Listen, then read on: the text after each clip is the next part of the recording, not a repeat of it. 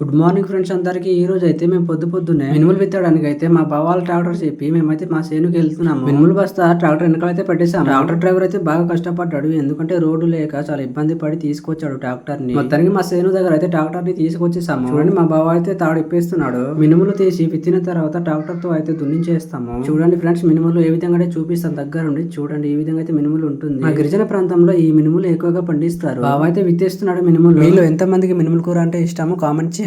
అలాగే ఎక్కడెక్కడ నుంచి చూస్తున్నారో వాళ్ళు కూడా కామెంట్ చేయండి, ఎందుకంటే నాకు తెలుసుకోవాలని ఉంది. ఎద్దులతో దున్నుదామంటే టైం అయిపోతుందని మేమైతే ట్రాక్టర్ ని చెప్పి ఈ విధంగా దున్నించేస్తున్నాము. ఎందుకంటే ఈ సంవత్సరం గేప్ లేకుండా వర్షం కురుస్తుంది. ఆశ్చర్యం కలిగే విషయం ఏమిటంటే పోడు వ్యవసాయం చేసుకోవడానికి అడవిలోనే ఒంటరిగా ఉంటున్నారు. మేకలు, ఆవులు, కోళ్లు అన్నింటిని అయితే కొండకే ఎక్కించేస్తారు. బావాలు దాహం వేస్తుందంటే నేనైతే నీళ్ళ కోసం అయితే వచ్చాను. మా కోసం గుడ్లు కర్రీ కూడా వండేస్తున్నారు. బాగా ఆకలిగా ఉంది అని నేనైతే గెంజి కూడా కొంచెం అడిగి తాగేస్తాను. వాటర్ తీసుకొని నేనైతే మా సేనుకు అయితే వచ్చేసాను. మా బావాన మా అన్న అయితే మినుములు విత్తుతున్నారు. వీడియో అయితే ఇంతే ఫ్రెండ్స్. పల్లెటూరిస్ట్ వీడియోలు కావాలనుకుంటే మన ఛానల్ అయితే సబ్స్క్రైబ్ చేసుకోండి.